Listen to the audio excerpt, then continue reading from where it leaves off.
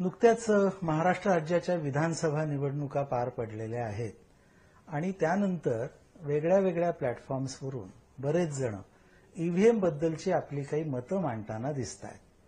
त्यातल्या बऱ्याचशा मतांना काही आधार नसतो, माहितीचा त्याला बेस नसतो, असं पण कधी कधी दिसतं आणि त्याच्यातून गैरसमज वाढतात, अफवा पसरतात. पण या सगळ्याला छेद देणारी एक महत्वाची गोष्ट आपल्यासमोर मी मांडतो आहे. आपल्याला कल्पना आहे की मतमोजणीच्या दिवशी जे व्होट काउंटिंग होतं, म्हणजे ईव्हीएम मधले जी व्होट्स पडलेली आहेत त्याचं काउंटिंग होतं. या काउंटिंगच्या सगळ्या राऊंड झाल्यानंतर भारत निवडणूक आयोगाच्या नियमानुसार प्रत्येक विधानसभा मतदारसंघातल्या 5 मतदान केंद्रांच्या व्हीव्हीपॅट्सची निवड केली जाते.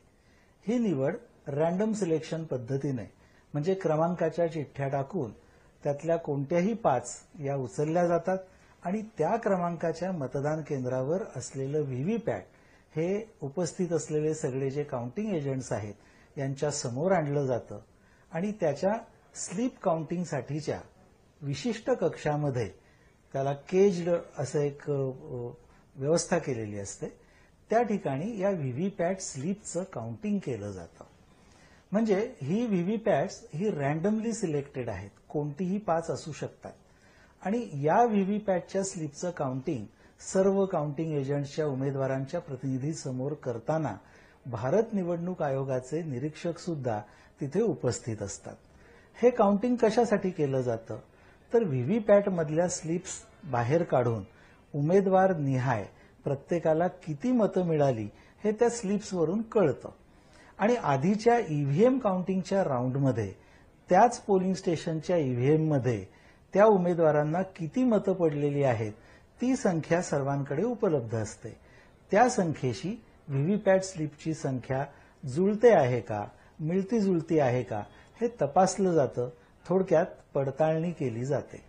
सांगायची गोष्ट ही आहे की आपल्या या महाराष्ट्र विधानसभा निवडणुकीच्या मतमोजणीच्या दिवशी महाराष्ट्रातल्या 288 विधानसभा मतदारसंघात प्रत्येकी 5 मतदान केंद्र या पद्धतीने एकूण 1440 एवढ्या व्हीव्हीपॅट्सच्या स्लिप्सची मोजणी करण्यात आली आणि या स्लिपच्या मोजणीनंतर जी राजकीय पक्षांच्या उमेदवारांच्या प्रतिनिधींसमोर करण्यात आली, ही मोजणी केल्यानंतर अशी पडताळणी दिसून आली की त्यात पडलेली उमेदवार निहाय मतं आणि ईव्हीएममध्ये पडलेली उमेदवार निहाय मतं ही तंतोतंत सारखी आहेत, त्याच्यामध्ये कुठलीही तफावत नाही असं आढळून आलं.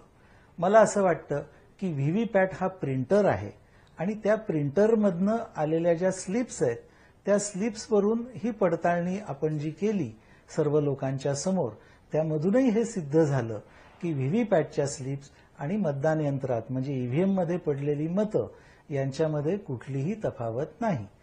ही मशीन्स ही रँडमली सिलेक्टेड असल्यामुळे कोणत्याही 5 मशीन्स घेऊन हा प्रयोग करण्यात आलेला आहे आणि या प्रकारच्या भारत निवडणूक आयोगाच्या सूचना देखील आहेत. ही तपासणी झाल्याशिवाय अधिकृतरित्या निर्णय जाहीर करता येत नाही.